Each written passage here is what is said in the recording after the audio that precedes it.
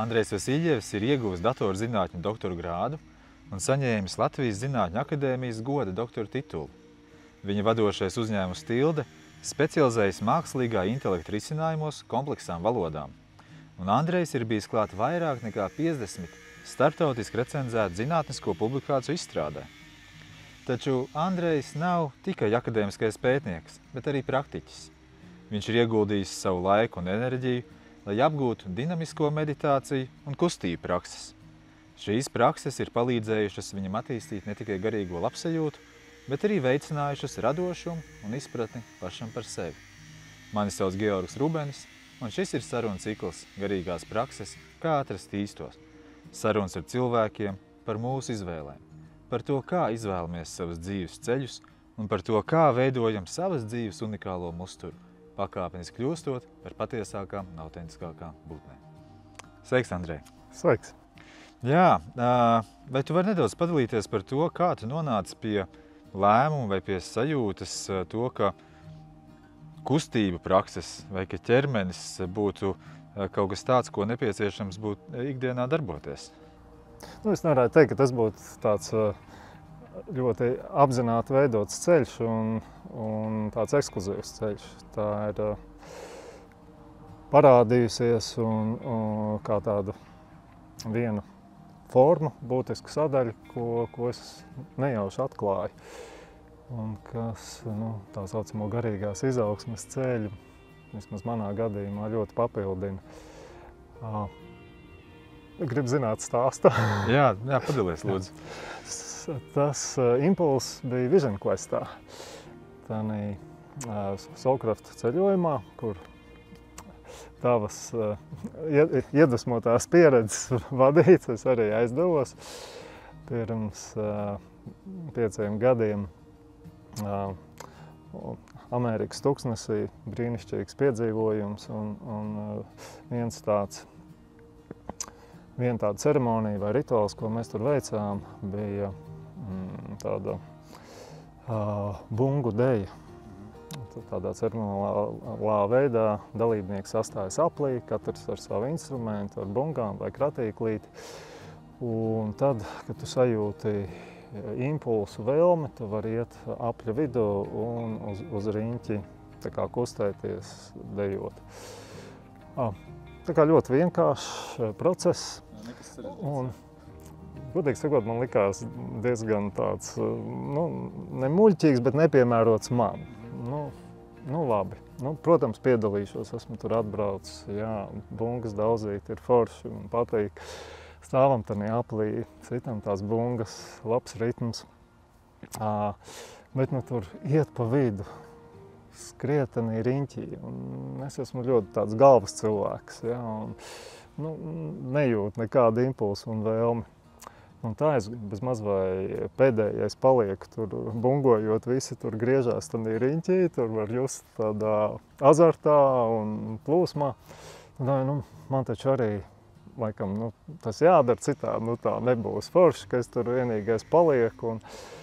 Un tad kaut kā es tur arī pa to aplīti skraidīju un bungu ritmus, un tu esi tādā aplī. Un viens aplis, otrs aplis, nezinu, kurš aplis. Un tu sajūti, ka ieeja kaut kādā īpatnējā sajūtā, plūsmā, kur tu esi cita apziņas stāvoklī. Un vairs nav tas tavs prāts un tavs ķermenis un kā tas izskatās un ko tu dari. Bet tu esi kaut kādā procesā, plūsmā, kas ir ārpus tavas kognitīvās kontrolējošās apziņas, ka tavs ķermenis kaut kā pats izpaužās un iegūst kaut kādu jaunu brīvības spēku, ko tu sajūti ne tikai ķermeniski, bet arī emocionāli un vēl vairāk. Un tā bija tik ļoti neparasta sajūta. Un telpa un laiks transformējās. Un es tur tādā riņķī griezos, un tad vienā brīdī man prāts pieslēdzās. Taču pārējiem laikam sen ir apnicis, jo viss jau bija ārpus tā riņķa, un es vēl nevaru apstāties. Un tā bija tik tik spēcīga sajūta, tik spēcīgs impulss, un arī pēc tam tā visa apkārtne, tur tas tuksnesis un zvaigžņotā debes un viss tur pilnīgi citu tādu redzējumu un sajūtu un iekšēju sajūtu iedeva. Un tas bija mans tāds pārsteigums un arī zināmā mērā šoks. Jo esmu galvas cilvēks, neesmu tur baigi tāds ķermenī, tur, ka baigi labi justos, bet tās bija impulss saprast, kas tas ir, kā to attīstīt, ko tā sajūta nozīmē, ko viņi var man dot, kādas vēl ir formas. Jā, vai ne? Tu padalījies par šo dejošanu bungu ritmā un arī par tām sajūtām, vai ne, ko piedzīvoji. Un pēc tam, vai ne, tev bija arī tādi impulsi un interese šo tēmu vairāk papētīt, plašāk papētīt un arī piedalīties kaut kur. Vai tu varētu varbūt nedaudz vairāk arī paraksturot vispār, kas ir šī prakse, ko sauc tieši par šo dinamisko meditāciju, un kas tas tāds ir, jā? Jā. Uz šīm ķermeņa praksēm var raudzīties dažādi, bet meditācija tā nav tikai sēdēšana statiski uz meditācijas paklājiņa, kas ir ļoti laba forma un brīnišķīga ikdienas prakse. Bet meditācija var izpausties arī caur ķermeniskām darbībām. Un šī dinamiskā meditācija, tā ir dažādas formas, bet tās formas, ko es esmu mēģinājis un piekopis un ko arī citiem esmu rādījis, ir kaut kur tā ir ļaušana ķermenim brīvi kustēties, brīvi izpausties, īpaši saliktas mūzikas pavadībā. Apmēram stundu ilgs process, kurā caur ķermeni var atbrīvojas emocijas un notiek tāda piekļūšana kaut kādiem dziļākiem sevis slāņiem, iespējams kādām atmiņām vai izjūtām, emocijām vai īpašām sajūtām, kas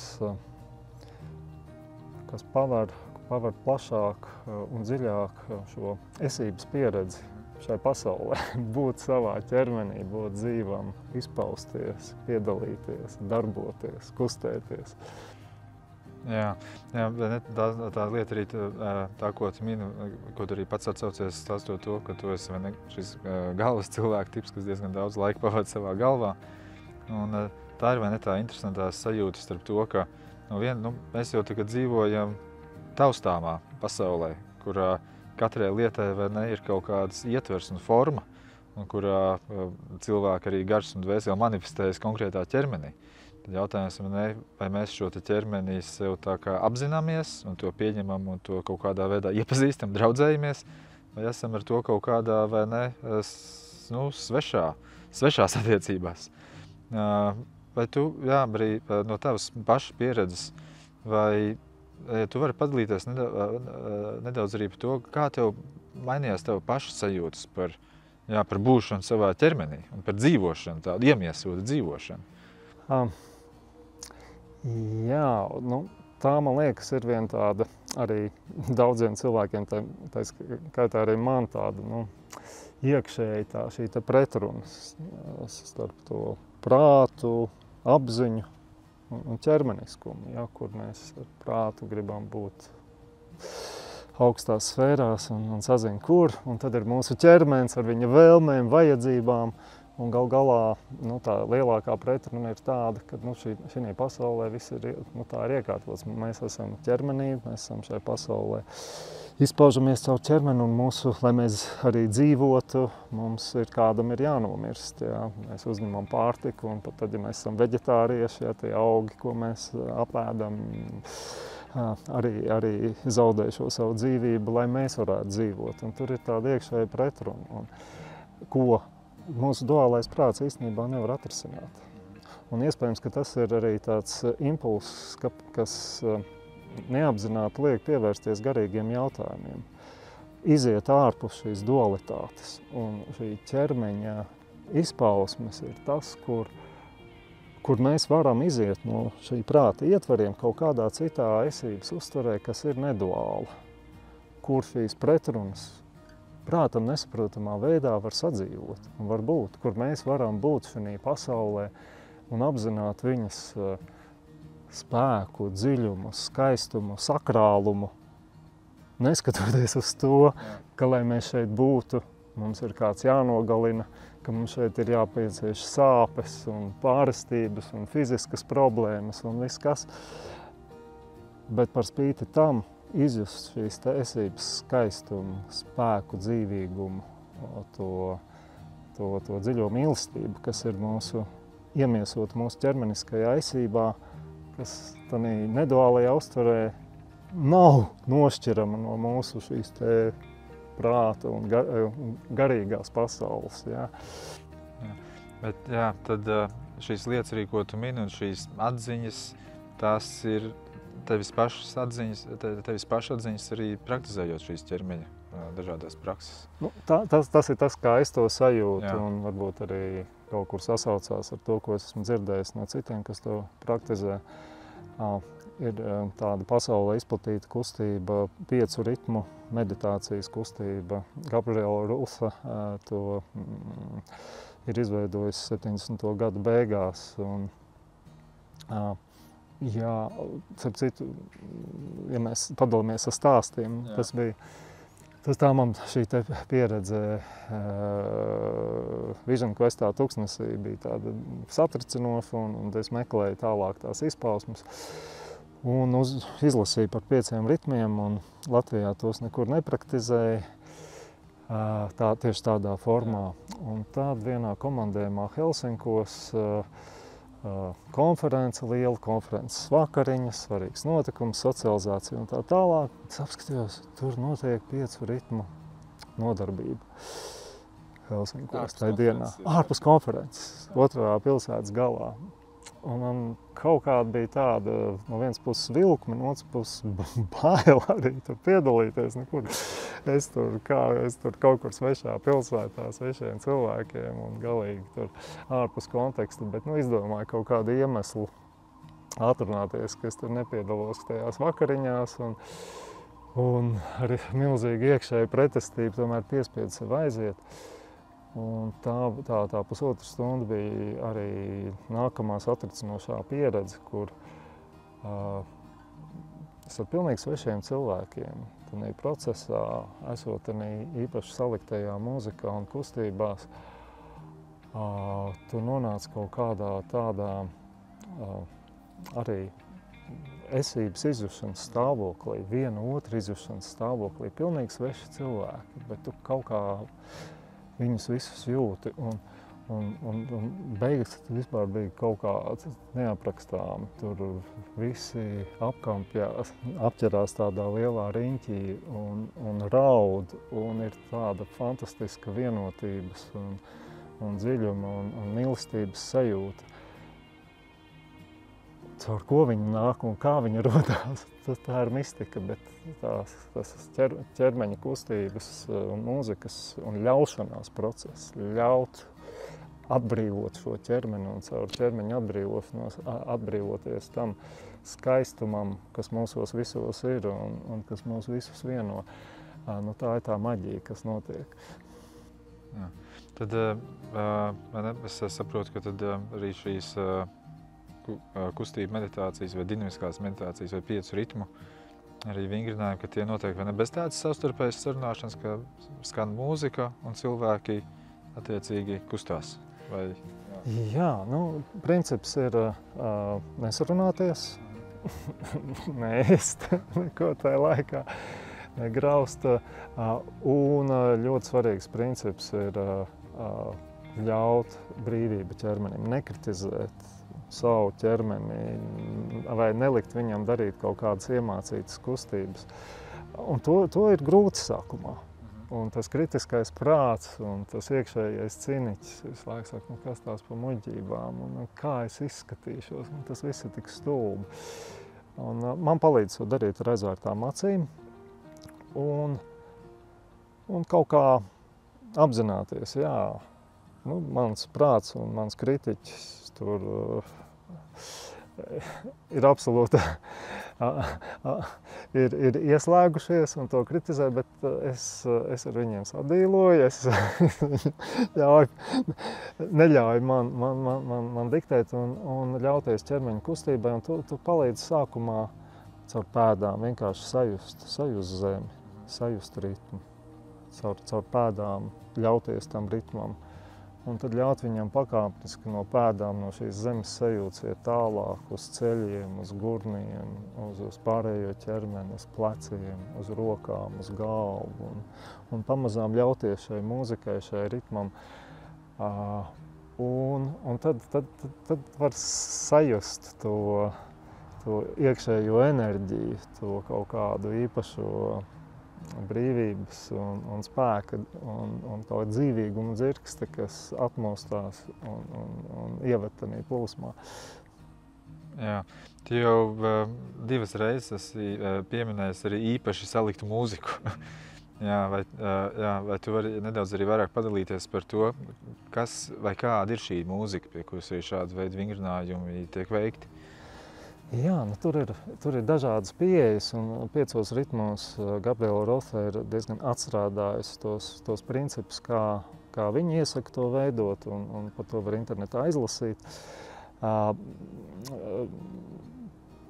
Ir arī citi, tur tas princips ir kombinēt dažādus ritmus, sākt ar, sākumā vispār ķermenim ir jādod iespēja tā kā pamosties, iesildīties, un iekustēties, un tad ar tādiem arvien ritmiskākām melodijām iedot to enerģiju. Tur arī var iztēloties to kā tādu čakru procesu, kad mēs tur no tādām kā ir tā čakru metafora, ja, kad tur mēs to enerģiju atbrīvojam no tām apakšējām čakrām, un viņi nāk. Un caur tādu ļoti ritmisku bungu mūziku, ķermeņa ļaušanos tā enerģija plūst arvien augstāk. Un tad viņu var pārlikt uz augstākām čakrām, uz tādu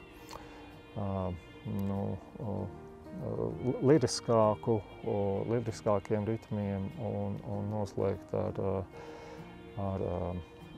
arī ar tādām garīgām melodijām. Un tad tā mēs izejam cauri tām ķermeņa, atraisam to enerģiju un ļaujam viņai iziet pēc šīs metaforas caur visām čakrām. Vēl cita pieeja ir, kas ir līdzīga, ir šo stihiju dejas, kur mēs varam arī to mūziku pieskaņot dažādām stihijām. Tā zemes stihijai, kas ir tāda ritmiskāka, raupjāka, ūdens stihijai, kas ir līganāka, uguns stihijai, kur ir enerģija, spēks, un gaisa, vēja stihijai, kur ir šis te brīvais plūdums, un tad vēl varbūt ētera stihija, tas ir tā savienošanās ar visu, arī šādi. Jā. Tas faktiski tie ir skaņdarbi, kas tā kā tiek speciāli sakompilēti, salīti katru reizi. Jā, tas es pats veidoju tos sarakstus, un viens princips, ko es cenšos sajust, ir cik to patiesumu tajā mūzikā, to autentiskumu, ka tas nav vienkārši ritmisks gabals, kur pūli uzraut kājās, bet ka caur to tas mākslinieks ir izpaudis kādu savu dziļāku būtību. Un to bieži vien mūzikā var sajust caur to, kā viņi uz tevi rezonē. Un tad arī meditācijas procesā tā rezonance vēl pastiprinās. Jā. Tu arī darbojies Integrāla izglītības institūtā, kur ir arī šī programma ar nosaukumu U-teorijas prakses, kur viena no sadaļām arī ir šīs ķermeņa prakses vai ķermeņa vingrinājumi, kur tu arī stāsti par to un kur tu arī dod cilvēkiem iespēju dažādas šīs prakses vingrināt un mēģināt. Bieži vien ir tā, ka ir kaut kāda praksa vai vingrinājums, kas kaut ļoti strādā un ir tāda labi saprotams man, kaut kādā manā ietvarā, bet pamudinājums par šīm lietām runāt un stāstīt citiem, tas vienmēr ir kaut kas cits, jā. Vai tu varētu padalīties, kā tu nonāci līdz tai vēlmē vai sajūtai, ka šīs ir lietas, par kurām tu gribētu runāt vai dalīties ar citiem cilvēkiem? Tas kaut kā ir veidojies organiski, bet arī šeit tas sākās ar tādu pārsteigumu, atklājumu, pat šoku, jo atkal man bija iespēja aizbraukt uz U-teorijas izveidotāju Otto Scharmera vadīt kursu pie Bostonas. Un tur šis ietvars U-teorija ir faktiski tāda mūsdienu garīga mācība, pieskaņota mūsdienu pasaules veidam, uztverei un arī problemātikai, ja, kā mums veidot savu uzņēmumu, savu sabiedrību, mikro sabiedrību un arī makro sabiedrību, plašāku sabiedrību. Tā, lai mēs veidot tādu nākotni, kādu mēs vēlamies, ja, kā Scharmers saka. Nu, lūk, MIT, pasaules vadošā augstskola, vadības zinātnieki, tur ar akadēmiskām metodēm pēta akadēmiskas publikācijas, bija noskaņojies uz tādu gruntīgu akadēmisku pasākumu. Un mani pārsteidza, cik maz mums bija runāšanas un cik daudz mums bija tieši ķermeņa prakšu, kur arī šie Otto Scharmers un viņa līdzbiedri arī savā pētījuma ceļā atklāja, ka caur ķermeni mēs varam izpaust tās lietas, ko mēs varbūt ar prātu neapzināmies, un kur ķermenis mums var pateikt priekšā, un kur viņš var pateikt priekšā ne tikai to, kas man ir svarīgi, bet varbūt, kas ir otram svarīgi. Un tur īstenībā ir, kā es to saprotu, tur ir baigā gudrība iekšā, jo mēs esam, kā cilvēki, mēs esam radušies evolūcijas procesā, miljoniem, pat miljardus gadu ilgā evolūcijas procesā. Cilvēkam tas kognitīvais prāts, pelēkā viela ir radusies pašā pēdējā evolūcijas posmā.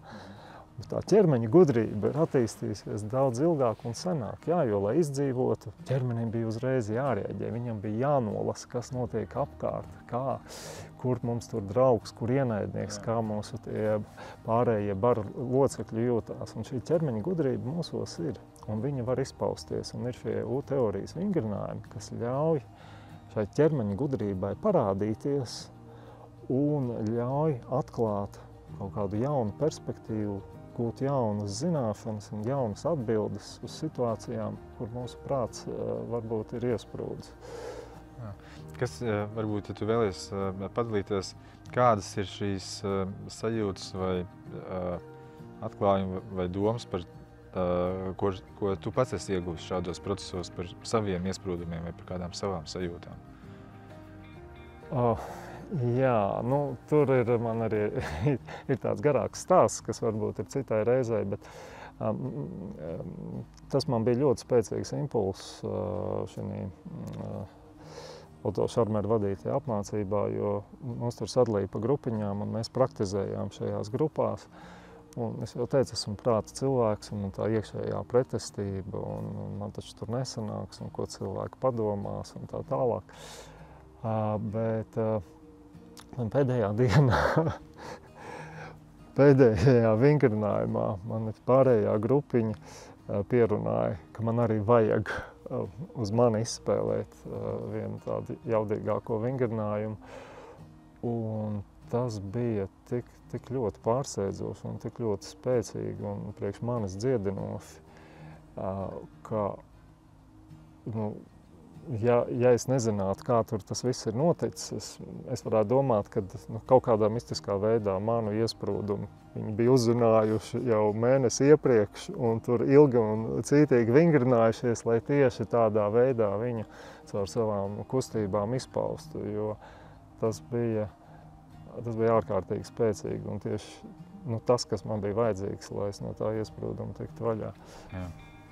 Un šādas ķermeņa prakses un ķermeņa vingrinājumi ir kaut kas tevi ir tik ļoti uzrunājis, ka tu pagājušajā gadā iestājies Tautu deju kolektīvā un šogad piedalījies deju svētkos. Jā, tās ķermeņa prakses, jā. Īstenībā viss tas garīgais process ir mūsu esības paplašināšana, izēja ārpus komforta zonas. Un es jau sen dziesmu svētkos vērojot dejotājus un klausoties dziedātājus, esmu domājis, cik forši būtu, vai gribētos pamēģināt būt dalībnieku pusē, bet dziedāt es galīgi nemāku. Tad es sadošojos un aizgāju mūsu novada deju kolektīvu paraugu nodarbību. Un pārsteidzošā kārtā viņi man nenoraidīja, bet ļoti draudzīgi uzņēma. Un tā bija tiešām, tā vēl joprojām ir iziešana no komforta zonas, apgūt tos deju soļus un iekļauties un būt arī ritmā, bet deju svētki bija fantastiska arī garīga pieredze. Tas arī šīs sajūtas esot ar tiem tūkstošiem dejotāju, šī vienotā ritmā, ar šo vienoto mērķi, vienoto izjūtu, tas bija neaprakstāmi. Un pēc šīm arī, vai ne, tavām pieredzēm, tu arī esi pieejams dažādās programmās citiem cilvēkiem padalīties un pastāstīt arī par šīm dažādām ķermeņa praksēm un vingrinājumiem. Tas nav man nekāds ārots, un es nekādā veidā neuzskatu sevi par profesionālu šajā jomā, bet ja es kādiem cilvēkiem varu palīdzēt, vai sniegt ierosmi, vai padalīties ar šīm praksēm, tad tā ir brīnišķīga sajūta. Un kādreiz arī šajos U-teorijas praktiskajos semināros man arī šis prāts iepriekš iedarbina šo kritiku un saka, jā, bet ja nesanāks, un kā tas būs, un ko tad tu vari, un kā. Bet, ja tu redzi, ka tas nostrādā un citi cilvēki arī sajūt un iegūst šo savu pieredzi, šo neduālo ārpus prāta zināšanu sajūtu vai atbildes sajūtu, tas tie ir baigi spēcīgie momenti. Un vēlreiz atgriežoties pie tēmas par mūziku, vai tu varētu padalīties ar tiem principiem, pēc kuriem tu gatavo šīs mūzikas listas, jo man ir bijis tā iespēja vairāk kārt arī piedalīties šādos tevis vadītajos vingrinājumos, un tas, ko esmu pamanījis, ka katru reizi, pat tad, ja tās ir atsevišķas dažādas grupas, katru reizi šī mūzikas lista ir nedaudz citādāka. Jā, un tas nozīmē to, ka tas arī ir kāds tāds īpašs process, ar ko tu arī dari. Jā, tā nevar tehniski noraksturot. Es cenšos ļauties savai sajūtai un sajust, kā šī mūzika rezonē uz mani konkrētajā brīdī. Un šajā procesā sajust šos pārējos cilvēkus, ar ko mēs kopā darīsim, kaut kā tās vibrācijas, vai kā lai saka, vai tēmas, vai noskaņas, kas ir tajās viņu un apkārtējo un grupas sajūtās. Un, tas ir diezgan mokošs process salikt tos sarakstus, jā. Bet man tas princips, es to daru tikmēr, kamēr man ir tāda harmonijas sajūta kaut kā, tad pienāk tāds brīdis, jā, tā virkne ir salikusies tieši tā, kā tai ir jābūt. Kaut kā tāds miers iestājās, tā drošības sajūta, kas atkal tā varbūt izklausās jocīga prātu, bet arī viss šīs nodarbes man ir tā kā iedevušas tādu uzticēšanās drošību, tiem iekšējiem impulsiem, iekšējām sajūtām. Jo, starp citu, ja mēs runājam par ķermeni, tāda labā lieta ķermeni ir, ka viņš nemelo. Un caur ķermeņa reakcijām mēs varam kaut ko kādreiz baigi būtisko novērot. Nu, piemēram, ka tev kaut kā kamols sakāpj kaklā. Nu, tu nevari tā mākslīgi iedomāties, tagad es baigi jutīšu līdzi otram cilvēkam, vai tagad ir kaut kas. Bet ja tu sajūti sarunā ar otru cilvēku šo kaut kādu ķermenisko reakciju, tad tur ir kaut kas, tajā brīdī ir kaut kas ļoti patiesi izskanējis, kaut kas svarīgs, kaut kas būtisks, ko tev varbūt prāts vēl nav piefiksējis, un tad tu vari ar prātu, kurš bija tas moments, un par ko tas var nozīmēt, ja? Un varbūt kā es varu tam cilvēkam palīdzēt, iet dziļāk tajā jautājumā. Kamols kaklā, kaut kāds tirpes var būt, ķermenis kaut kāds saspringums vai tieši otrādi, kaut kāds tāds. Tu sajūti, ka kaut kāds smagums ir nokritis. Ja? Un kādreiz tas ir tā, kāpēc? Kas ir noticis? Bet ieejot tādā sajūtā dziļāk un situācijā dziļāk, tas palīdz nonākt pie tās īstās atbildes. Jā, kā tu teici, ķermenis nemelo. Ieklausoties ķermeņa sajūtās, mēs varam kādā brīdī sajust, ka patiesībā mans ķermenis ar mani sarunājas, vai ne, dod man kaut kādus impulsus. Jā, ķermenim ir sava liela gudrība, un man šī sajūta ir, ka mēs savā esībā, mēs varam tā kā analizējot, nodalīt mūsu prāts, mūsu emocijas, mūsu ķermenis, mūsu gars, ja? Bet īstenībā tas ir viss vienots. Tā ir vienota sistēma. Ja? Un šī sistēmā neviens no šiem elementiem nav labāks vai sliktāks par citu. Un tā ir īstenībā milzīga laime būt šī ķermenī un šī pasaulē un spēt izjust pasauli arī caur ķermeni. Kāds varētu būt tādas rekomendācijas vai ieteikumi cilvēkiem, kuri klausās šo sarunu un saka, jā, varbūt, ka tas ir kaut kas, ko es gribētu mēģināt vai darīt, jā. Kas būtu tās pirmās lietas vai pirmā lieta, kam būtu vērts pievērst uzmanību vai ko darīt, lai varētu ieiet šādos vingrinājumos? Uzrakstēties un sākt. Ja jūs kaut kādu iekšējo impulsu, kaut kādu rezonanci ar šo sajūtu, tad ļoti iespējams, ka ar šo iekšējo impulsu un interesi reizē nāk arī kaut kāds tas ciniķis un tās bailes. Ko man taču nesanāks, es taču kāds izlis esmu vai kāds, vai bailes, kur es iešu. Bet uzklausīt to, ļauties tam iekšējām impulsam, un ir veidi, kā to var darīt. Ir, piemēram, stihiju deju nodarbības Rīgā notiek, un jūs varat arī internetā pameklējot atrast stihiju dejas. Ir arī ļoti tāds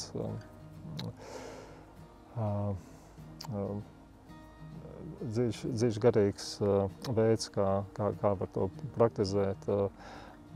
Ir arī kursi, kas Lūžņā stacijā notiek ar šo saistīti, 4 inteliģenču kursus, kurā mēs to praktizējam un vēl citi. Bet jūs varat arī pamēģināt. Un, teiksim, viens veids ir arī ieslēgties kādā istabā, ja kaut vai toaletē, tur daudz telpas nevajag, ja kur neviens netraucē. Ja, sākumā tas ir tā jocīgi, kur ja tur apkārt vēl mājnieki ir. Uzlikt austiņas, pameklēt kādu mūziku, kas ar jums rezonē. Varat arī pameklēt kādu 5 ritmu sarakstu, piemēram, un ļauties, jā. Atvēlēt tam kādu laiku, ja, tur vajag vismaz pusstundu, vēlams ir stundu, lai ieiet tajā procesā, un ļauties, un tad sajust, kā tas uz tevi iedarbojas, ko tu vari atklāt jaunu par savu esību. Jā, esmu dzirdējis arī pie kādus tādus stāstus no cilvēkiem, arī kādiem, kas ir jau sēdējuši tajā krēslā, kur tu šobrīd sēdi. stāstījuši, ka arī šādus kustības vingrinājumus tad speciāli pamostās no rīta ātrāk. Ir dzīvoklī kāda istaba, kurš tā kā neviens nedzīvo, kur iet iekšā un tiešām arī, kā tu saki, uzlikt austiņas un tad savā nodabā arī šos vingrinājumus praktizēt.